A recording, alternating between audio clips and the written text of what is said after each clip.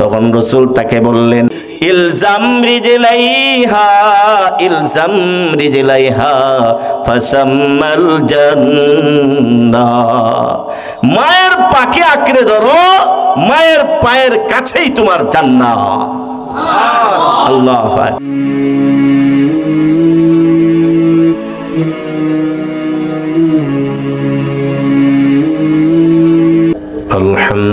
الحمدلله نحمده ونستعينه ونستغفره ونؤمن به ونتوكل عليه ونعوذ بالله من شرور أنفسنا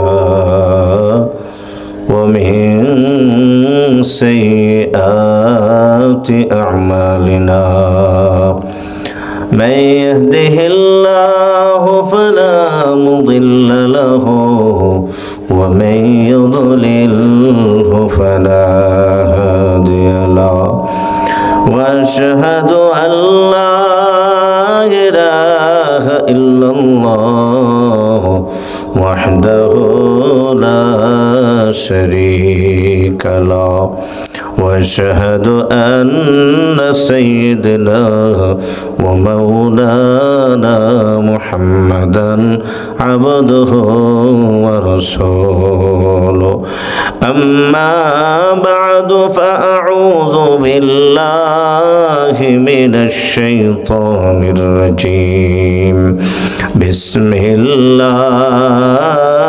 الرحمن الرحيم واعبدوا الله ولا تشركوا به شيئا وبالوالدين إحسانا. وعن عبد الله بن مسعود رضي الله عنه سألت رسول الله صلى الله عليه وسلم أي العمل أحب إلى الله؟ قال الصلاة على وقتها. قال ثم أي؟ ثم بر الوالدين. ثم أي؟ قال الجهاد في سبيل الله. رواه البخاري. অধ্যকার ইসলাহি ইজতেমার সম্মানিত সভাপতি, মঞ্চ উপবিষ্ট সম্মানিত উলামায়ে কেরাম, আমার সামনে উপবিষ্ট মুআজ্জাজ হাজরিন, পর্দালের মা ও বোনেরা, আজ আপনাদের খেদমতে সূরা নিসার 36 নম্বর আয়াতে কারিমা তেলাওয়াত করেছি এবং রাসূল করিম সাল্লাল্লাহু আলাইহি ওয়াসাল্লামের হাদিস সমূহ থেকে 2782 নম্বর হাদিস বুখারী শরীফের তেলাওয়াত করেছি। পঠিত আয়াত এবং হাদিসে মাতাপিতার সেবা ও খিদমতের গুরুত্ব আলোচনা করা হয়েছে, যেটা অতীব জরুরি একটি বিষয়। ঠিক না ঠিক ভাই? তাই আজকে আমি আপনাদের খিদমতে মাতাপিতার খিদমতের গুরুত্ব ও ফজিলত সম্পর্কে আলোচনা করার নিয়ত করেছি। আমলের নিয়তে আলোচনার নিয়ত করেছি। আপনারাও আমলের নিয়তে শুনবেন ইনশাআল্লাহ। সবাই শুনবেন ইনশাআল্লাহ। আল্লাহ আমাদেরকে তৌফিক দান করেন। মোহতারাম হাজরিন, আমি আমার আলোচনা বোঝা এবং বোঝানোর সুবিধার্থে 5টি ভাগে বিভক্ত করেছি। কয়টি ভাগ? 5টি ভাগ। 1 নম্বর ভাগ মাতাপিতার সেবা ও খিদমতের গুরুত্ব কি। 2 নম্বর ভাগ মাতাপিতার সেবাকারী বাধ্য সন্তানের ইহকালীন ও পরকালীন পুরস্কার কি, উপকারিতা কি। মানুষ ইহকালীন উপকারটা তাড়াতাড়ি চায়, পুরস্কার তাড়াতাড়ি চায়, ইহকালীন পুরস্কার চায়, পরকালীন তো পরে আসতেছে, তাই না? 3 নম্বর মাতাপিতার অবাধ্য সন্তানের ইহকালীন ও পরকালীন ক্ষতি কি, শাস্তি কি, আযাব কি। 4 নম্বর জীবিত মাতা পিতার খেদমতের ধরন পদ্ধতি কি? যাদের মাতা পিতা জীবিত আছে তারা মাতা পিতার খেদমত কিভাবে করবে? কোরআন হাদিসে কি দিক নির্দেশনা আছে, কিভাবে খেদমত করতে হয়? 5 নম্বর, মৃত মাতা পিতার খেদমতের ধরন পদ্ধতি কি? এই 5 পয়েন্টে 5 ভাগে আমি আমার আলোচনাকে সাজিয়েছি। মোহতারাম হাজিরিন, সর্বপ্রথম যে ভাগ মাতা পিতার খেদমত ও সেবার গুরুত্ব কি, এই সম্পর্কে আমি আপনাদের খেদমতে কোরআন হাদিস থেকে 7টি গুরুত্বের আলোচনা করব। কয়টি গুরুত্ব? 7টি গুরুত্বের আলোচনা করব। মোহতারাম হাজিরিন, সর্বপ্রথম গুরুত্ব, 1 নম্বর গুরুত্ব, একটু দয়া করে বলেন আমাদের সৃষ্টিকর্তাকে? রিজিকদাতা, পালনকর্তা, সৃষ্টিকর্তা হিসাবে এক আল্লাহর ইবাদত ও দাসত্ব করার গুরুত্ব যেই পরিমাণ, জন্মদাতা হিসাবে মাতা পিতার খেদমত ও সেবারও গুরুত্ব সেই পরিমাণ। মোহতারাম হাজিরিন, এটা তো আমি দাবি করলাম। এবার আমরা কোরআন হাদিস থেকে দলিলের মাধ্যমে দালিলিকভাবে বিষয়টা বুঝি। আল্লাহ তাআলা এই মর্মে সূরা নিসার 36 নম্বর আয়াতে ঘোষণা দেন, ওয়া'বুদুল্লাহ,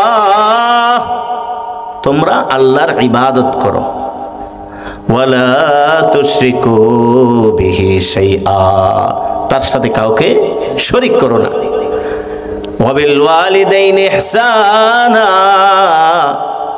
এবং মাতা পিতার প্রতি সদাচরণ করো, সেবা করো, খিদমত করো।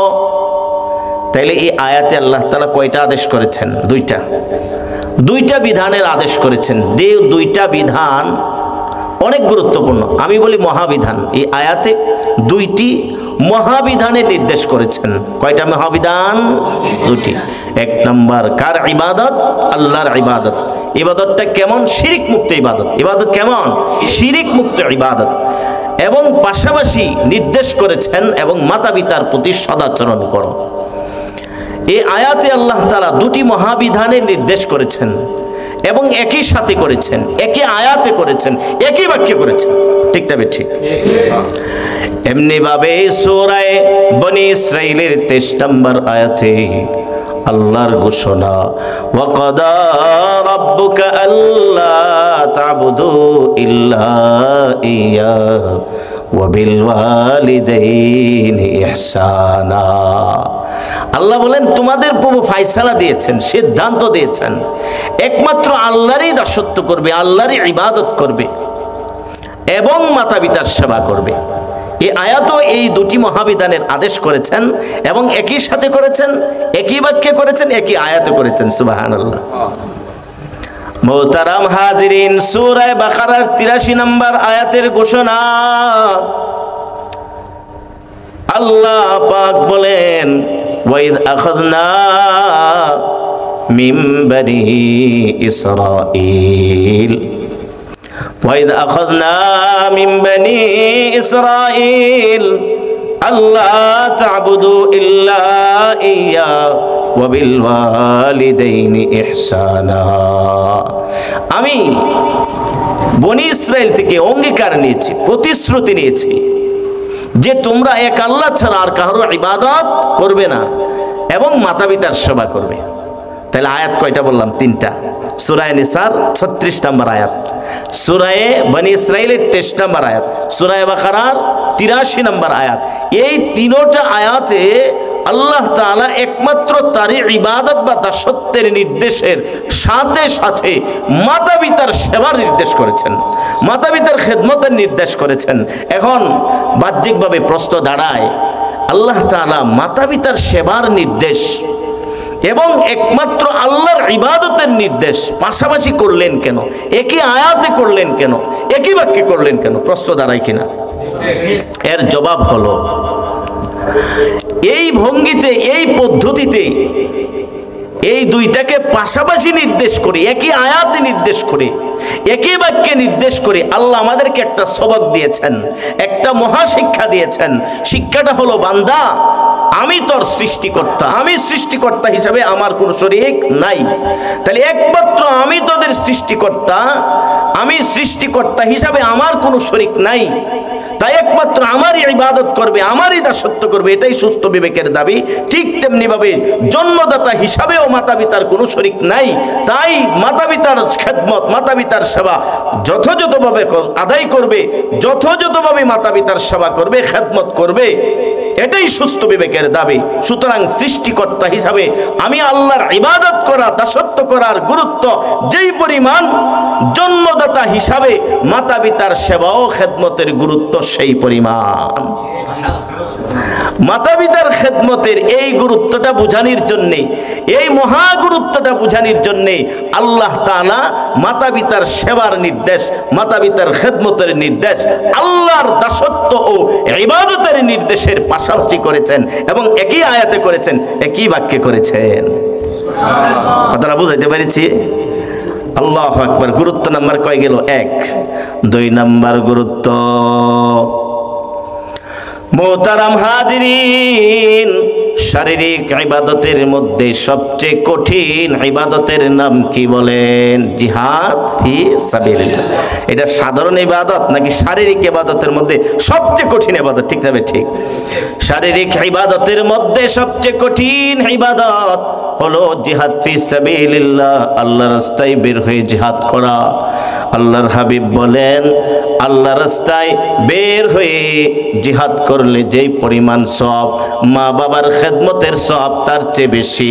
আল্লাহর রাস্তায় বের হয়ে জিহাদ করার যেই পরিমাণ গুরুত্ব, মা বাবার সেবা, মা বাবার খেদমত করা তার চেয়ে আরো অধিক শ্রেষ্ঠ, গুরুত্বপূর্ণ।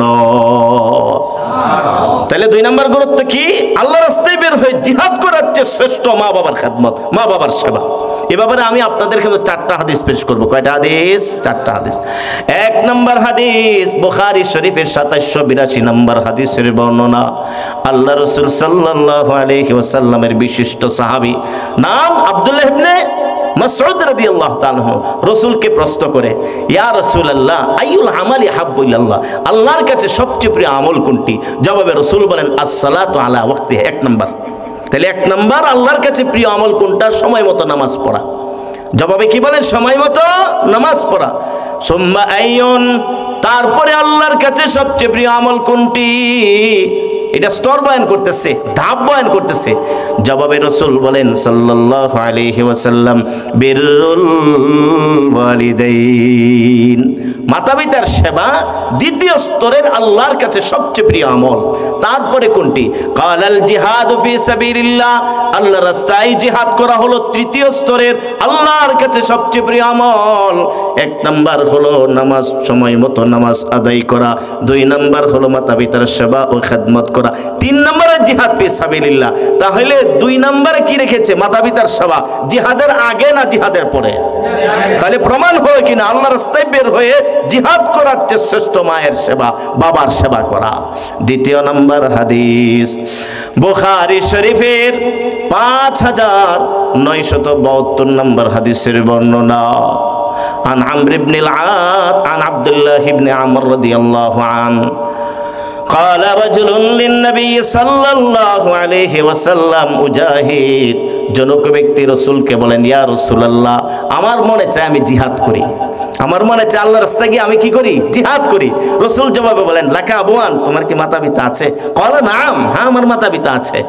তারপরে জবাবে রাসূল করিম সাল্লাল্লাহু আলাইহি ওয়াসাল্লাম তাকে বলেন, ফাফিহিমা ফাজাহিদ, যাও যাও মাতা পিতার সেবা করো এবং জিহাদের মর্যাদা ও সওয়াব অর্জন করে নাও। সুবহানাল্লাহ। হাদিস নাম্বার 3। আল্লাহু আকবার, আল্লাহু আকবার। মুসলিম শরীফের 2549 নম্বর হাদিসের বর্ণনা। عن عمرو بن العاص رضي الله عنه جاء رجل إلى النبي صلى الله عليه وسلم, জনক ব্যক্তি রাসূলের খেদমতে আসলেন, আয়েশা বলতে, ইয়া রাসূলুল্লাহ উবাইউকা আলাল হিজরাতি ওয়াল জিহাদি আবতাগিল আজরা মিনাল্লাহ। ইয়া আল্লাহর রাসূল, ওগো আল্লাহর রাসূল, আমি আপনার হাতে বায়াত হতে চাই। কিসের উপরে? হিজরত এবং জিহাদ করার উপরে।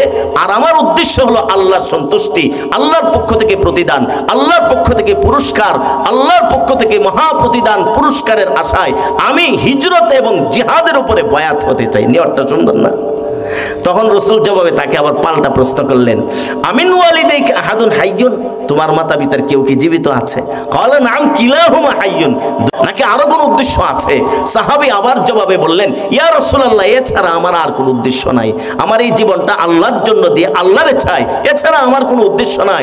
তখন রসুল তাকে আবার বললেন, ইরজি ইলা ওয়ালিদাইক ফাহসিন সুহবাতাহুমা, তাহলে তুমি তোমার মাতা পিতার কাছে ফিরে যাও, তাদের খেদমত করো, তাদের সেবা করো, তাদের প্রতি সদাচরণ করো। তাদের সেবা করার মধ্যে, তাদের প্রতি সদাচরণের মধ্যে আল্লাহ তাআলা তোমার আমলনামায় জিহাদ আর হিজরতের সওয়াব লিখে দিবে। আল্লাহু আকবার। এমনটাই তো দরকার। আমার মোহতারাম হাজিরিন, হাদিস নাম্বার কয়ে গেল 3 নাম্বার। 4 নাম্বার হাদিসটা আরো খুবই গুরুত্বপূর্ণ। মুস্তাদে আহমদের 15538 নাম্বার হাদিসের বর্ণনা। এক সাহাবী রসুলের খেদমতে আসলেন, এসে রসুলকে বলতেছেন, ইয়া রাসূলুল্লাহ ইন্নী আরাদতুল জিহাদ মা'ক, ওগো আল্লাহ রসুল, আমি আপনার সাথে থেকে জিহাদ করতে চাই এবং শহীদ হতে চাই, আপনার সাথে থেকে, আপনার পাশে থেকে জিহাদ করতে চাই, আমাকে অনুমতি দেন। তো জবাবে রসুল বললেন যে আহাইয়াতুন ওয়া উম্মুক, আহাইয়াতুন উম্মুক, তোমার মা কি জীবিত আছে? ক্বালা নাম, হ্যাঁ আমার মা জীবিত আছে। তখন রসুল বলেন, ইরজি ইলাইহা ফাবিরহা, তুমি তার কাছে ফিরে যাও, তার যথাযথ সেবা করো, খেদমত করো, তোমার জিহাদে যাওয়ার অনুমতি নাই। আবার এই কথা বলে, এই কথাটা রসুল বলার পর রসুল চেহারা ঘুরায় নিলেন অন্যদিকে। এখন সে আবার ঘুরে রসুলের সম্মুখে গেলেন, গিয়া বলতেছে, ইয়া রাসূলুল্লাহ ইন্নী আরাদতুল জিহাদ মা'ক, আমি আপনার সাথে থেকে জিহাদ করতে চাই। আবারও রসুল তাকে বললেন যে আহাইয়াতুন উম্মুক, তোমার মা কি জীবিত আছে? হ্যাঁ আমার মা জীবিত আছে। দ্বিতীয়বার রসুল আবার তাকে বললেন, ইরজি ইলাইহা, তুমি তার কাছে ফিরে যাও, ফাবিরহা, তার যথাযথ সেবা করো। তারপরে রসুল চেহারা আবার আরেক দিকে ঘুরিয়ে নিলেন। এবার তৃতীয়বারও আবার ওই সাহাবী রসুলের চেহারা বরাবর গিয়ে আবারও বলতেছে, তৃতীয়বার প্রস্তাব পেশ করছে, তৃতীয়বার অনুরোধ করতেছে, ইয়া রাসূলুল্লাহ ইন্নী আরাদতুল জিহাদ মা'ক, আমি আপনার সাথে থেকে জিহাদ করতে চাই, আমাকে দয়া করে অনুমতি দেন। তখন রসুল তৃতীয়বার তাকে বললেন, হাইয়াতুন উম্মুক, তোমার মা কি জীবিত আছে? হ্যাঁ আমার মা জীবিত আছে। তখন রসুল তাকে বললেন, ইলজাম রিজলাইহা, ইলজাম রিজলাইহা ফাসাম্মাল জান্নাহ, মায়ের পাকে আঁকড়ে ধরো, মায়ের পায়ের কাছেই তোমার জান্নাত। আল্লাহু আকবার। তাহলে হাদিস কয়টা পাইলেন? 4টা। প্রমাণ হয়ে গেল বৃদ্ধ মাতা পিতা বাড়িতে আছে, বুড়া মা বাড়িতে, বুড়া বাবা বাড়িতে, এদিক দিয়ে জিহাদের ডাক এসেছে। এমত অবস্থায় মায়ের সেবা ছেড়ে, বাবার সেবা ছেড়ে জিহাদে যাওয়ার অনুমতি ইসলাম দেয় নাই। গুরুত্ব নাম্বার কয়ে গেল 2। 3 নাম্বার গুরুত্বটা একমাত্র মায়ের জন্য খাস। কার জন্য খাস? মায়ের জন্য খাস। বুখারী শরীফের 5971 নম্বর হাদিসের বর্ণনা। আল্লাহু আকবার, আল্লাহু আকবার। কানা রাসূলুল্লাহ সাল্লাল্লাহু আলাইহি ওয়াসাল্লাম, রাসূল সাল্লাল্লাহু আলাইহি সাল্লাম বলেন, জনক ব্যক্তি তার কাছে আসলেন, আয়েশা বলতেছে, মান আহাক্কু বিহুসনি সাহাবাতি ইয়া রাসূলুল্লাহ, ওগো আল্লাহর রাসূল, তো তাম দুনিয়ার মধ্যে আমার থেকে সবচেয়ে বেশি সদাচরণ পাওয়ার যোগ্য কে, হকদার কে? সাধারণ প্রশ্ন না মহাপ্রশ্ন? সারা দুনিয়ার মধ্যে সবচেয়ে বেশি আমার থেকে সদাচরণ পাওয়ার যোগ্য কে? জবাবে রাসূল বলেন, কালা উম্মুক, তোমার মা তাম দুনিয়ার মাঝে সবচেয়ে বেশি সদাচরণ পাওয়ার যোগ্য, অধিক হকদার। আবার প্রশ্ন করলেন, কালা সুম্মা মান, তারপরে কে অধিক হকদার আমার থেকে সবচেয়ে বেশি সদাচরণ পাওয়ার? কালা উম্মুক, দ্বিতীয়বার বললেন তোমার মা। তৃতীয়বার আবার প্রশ্ন করলেন, কালা উম্মুক, তোমার মা। চতুর্থবার আবার প্রশ্ন করলেন, আমার থেকে সবচেয়ে বেশি সদাচরণ পাওয়ার যোগ্য কে? চতুর্থবার প্রশ্নের জবাবে বলেন, কালা আবুক, তোমার বাবা। তাহলে মায়ের কথা কয়বার বললেন? মায়ের কথা আগে বললেন না বাবার কথা আগে বললেন? এক তো মায়ের কথা আগে বললেন, আবার দ্বিতীয়ত মায়ের কথা বললেন 3 বার, বাবার কথা বললেন 1 বার। প্রশ্ন দাঁড়ায় কিনা? তাইলে এটা তো বৈষম্যমূলক কথা, ঠিক না? ঠিক। মা বাবা তো একই, মায়ের কথা 3 বার, বাবার কথা 1 বার, বৈষম্যমূলক কথা না? না না না, সূরা আহকাফের 15 নম্বর আয়াতে আল্লাহ জবাব দিয়ে দিয়েছেন। যারা বলবে এটা বৈষম্যমূলক কথা, তাদের জবাব আজ থেকে 1450 বছর আগে আল্লাহ তাআলা জিবরাইল আমিনের মাধ্যমে আল্লাহ তাআলা জানিয়ে দিয়েছেন। সুবহানাল্লাহ। সূরা আহকাফের ঘোষণা, আল্লাহ বলেন ওয়াসাইনাল ইনসানা বিওয়ালিদাইহি, আমি মানুষদেরকে আদেশ করেছি তারা যেন তাদের মা বাবার সাথে সদাচরণ করে, মায়ের খেদমত করে, বাবার খেদমত করে, তাদের প্রতি সদাচরণ করে চলে। এক্ষেত্রে আল্লাহ তাআলা 3টা যুক্তি পেশ করেছেন, আর तमाम দুনিয়ার সকল সন্তানদেরকে দৃষ্টি আকর্ষণ করে বলতেছেন, ও तमाम দুনিয়ার সন্তান, তোমরা স্মরণ করো, মনে করো তোমরা কি ছিলা, আর তোমার মায়ের অবদান, তোমার মার প্রতিদান, তোমার মায়ের অবদান তোমার প্রতি কি পরিমাণ, চিন্তা করো। আল্লাহ স্মরণ করিয়ে দিচ্ছেন। আল্লাহ বলেন, মা এমন 3টি কষ্ট করে, এমন 3টি কষ্ট পায় কুরবানি করে, পৃথিবীর কোনো বাবা এই 3টা কষ্ট করে না। এই কারণে মায়ের মর্যাদা বাবার চেয়ে কয় গুণ বেশি। একে একে আল্লাহ বলেন, হামালাত উম্মুহু কুরহা, মা জননী সন্তানকে অনেক কষ্ট করে গর্ভে ধারণ করেছে। কেমন কষ্ট করে কুরবানি করে গর্ভে ধারণ করেছে। আমরা যখন মায়ের পেটে ছিলাম, মা সারাদিন কাজ করেছে, কাজ শেষে রাতের বেলায় শোয়ার আগে মা খেতে বসেছে। মা জননী খাওয়ার সময় আমরা মায়ের পেটে লাথি শুরু করে দিয়েছি, হাত দিয়ে ঘুষি শুরু করে দিয়েছি।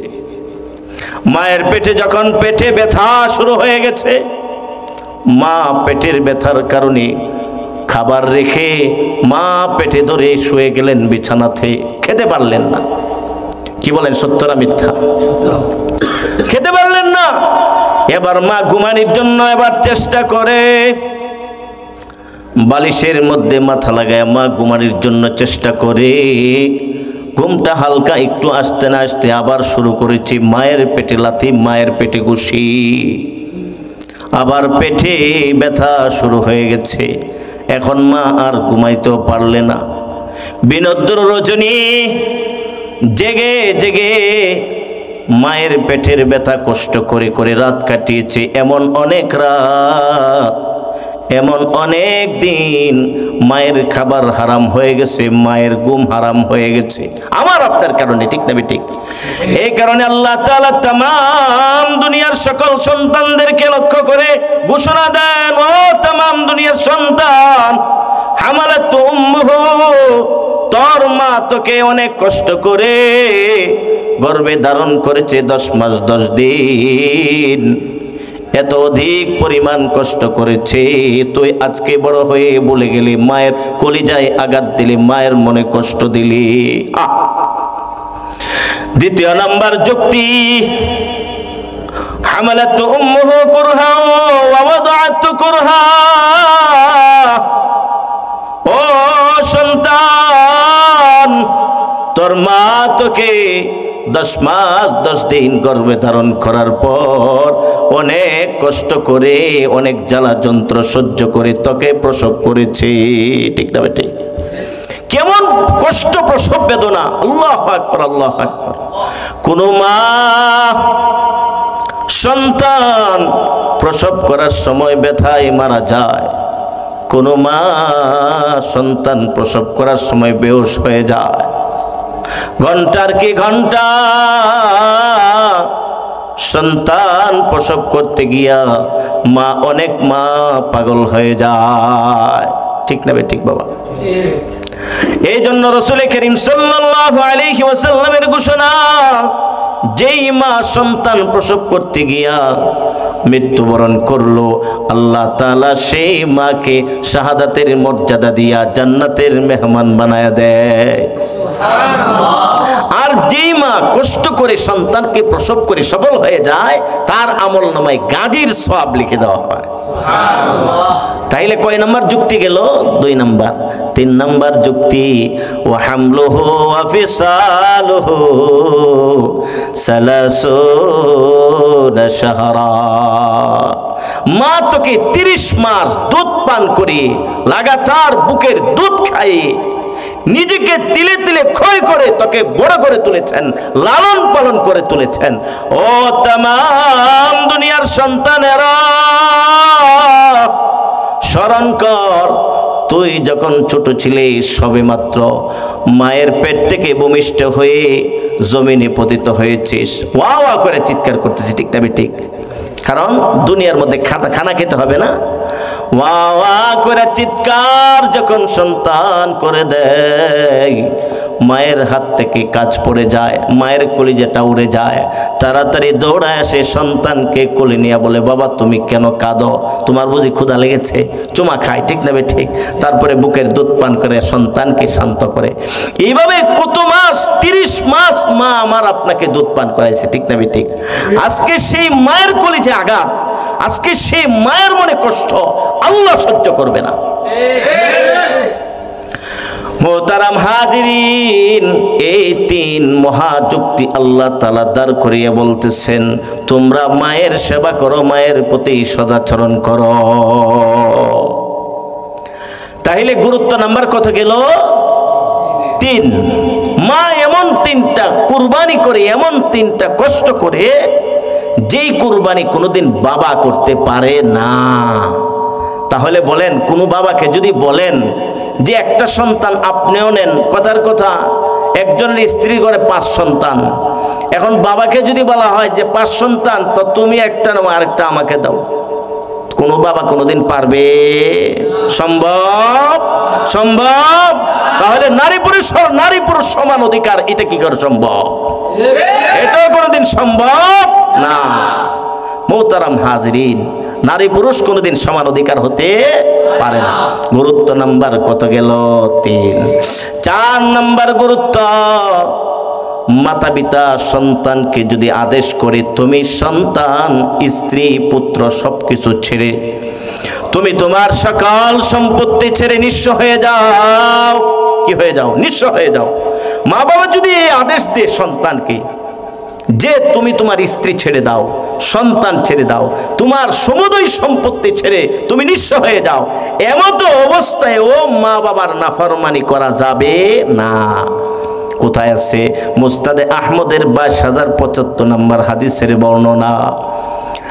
عن معاذ بن جبل رضي الله عنه أوصاني رسول الله صلى الله عليه وسلم ب10 كلمات। হযরত মুআয ইবনে জাবাল রাদিয়াল্লাহু তাআলা আনহু তিনি বলেন, আমার নবীজি সাল্লাল্লাহু আলাইহি সাল্লাম আমাকে 10টা উপদেশ দিয়েছে। কয়টা উপদেশ? সংক্ষেপে বলতেছি। 1 নাম্বার, আলিশরাকু বিল্লাহ, লা তুশরিক বিল্লাহ, লা তুশরিক বিল্লাহ, আল্লাহর সাথে কাউকে শরীক করবে না। ওয়াইন কুতিলতা আও হুররিকতা, যদিও তোমাকে জ্বালিয়ে দেওয়া হয়, তোমাকে পুড়িয়ে দেওয়া হয়, যদিও তোমাকে হত্যা করে দেওয়া হয়, এমন অবস্থায় তুমি আল্লাহর সাথে কাউকে শরীক করবে না। প্রয়োজনে তুমি নিহত হয়ে যাবে, আগুনে পড়ে যাবে, তারপরে শরীক করবে না। 2 নাম্বার, ওয়ালা তাউকান্না ওয়ালিদাইক, কখনো কোনোদিন মাতা পিতার নাফরমানি করবে না।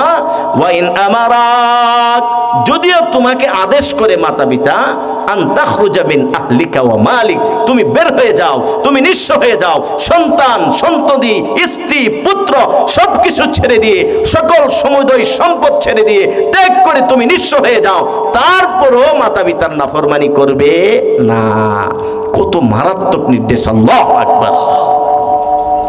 3 নম্বর নির্দেশ, ওয়ালা তাতরুকান্না সালাতান মাকতুবাতান মুতাআম্মিদান ফাকাদ বারিআত জিম্মাতুল্লাহ, ইচ্ছাকৃতভাবে ফরজ নামাজ ত্যাগ করবে না, তাহলে আল্লাহ তাআলার জিম্মা তোমার উপর থেকে উঠে যাবে। 4 নম্বর, ওয়ালা তাশরাবান্না খামরা, মদ পান করবে না, মাদক দ্রব্য কোনোদিন তুমি তোমার কাছে আনবা না। ওয়ালা তাকরাবুজ জিনা ইন্নাহু ফাহিশা, কেন ফাহিশা, এটার দ্বারে কাছে যায় না। যেমন জিনা ফাহিশা, যেমন জিনা ফাহিশা, ঠিক মদ ফাহিশা। আল্লাহ রাসূল সাল্লাল্লাহু আলাইহি ওয়াসাল্লাম বলেন ফা ইন্নাহু রাসু কুল্লি ফাহিশা, কেননা মদ মাদক সকল অশ্লীলতার মূল, সকল পাপের মূল। আজকে সমাজ মাদকে ভরে গেছে, মাদক দ্রব্যে, মাদকের কারণে যুব সমাজ আজকে ধ্বংসের দ্বার প্রান্তে উপনীত, অথচ আজকে এই ব্যাপারে আমাদের খবর নাই। মোহতারাম হাজিরিন, আমরা সবাই চাই যে সমৃদ্ধ বাংলাদেশ করব, ঠিক না ঠিক? সকল সরকারের একমাত্র একটা টার্গেট থাকে, আমি আমার রাষ্ট্রকে সমৃদ্ধ করব, উন্নত করব, আরো দিন দিন উত্তর এগিয়ে নিয়ে যাব। অথচ আজকে রাষ্ট্রের মূল ভিত্তি হলো যুব সমাজ, মূল স্তম্ভ হলো যুব সমাজ। আজকে যুব সমাজ ধ্বংসের পথে, বরং চূড়ান্ত ধ্বংসের পথে আজকে মাদকের ছড়াছড়ির কারণে। এই ব্যাপারে আমাদের কোনো মাথা ব্যথা নাই, আর আমরা স্লোগান দেই দেশের সমৃদ্ধি, দেশের উন্নতি, অগ্রগতি, এই স্লোগান আমরা দেই। রাসূল করিম সাল্লাল্লাহু আলাইহি ওয়াসাল্লাম বলেন 4 নাম্বার হলো তোমরা মদ পান করবা না, মদ পান করবা না, কারণ এটা হলো সকল গুনাহের মূল। 5 নাম্বার ইয়াকা ওয়াল মাসিয়া, সর্বপ্রকার গুনাহ থেকে বেঁচে থাকবে। ফা ইন্না বিল মাসিয়াতি হাল্লা সাখাতুল্লাহ, কারণ গুনার দ্বারা আল্লাহর ক্রোধ নেমে আসে, গজব নেমে আসে।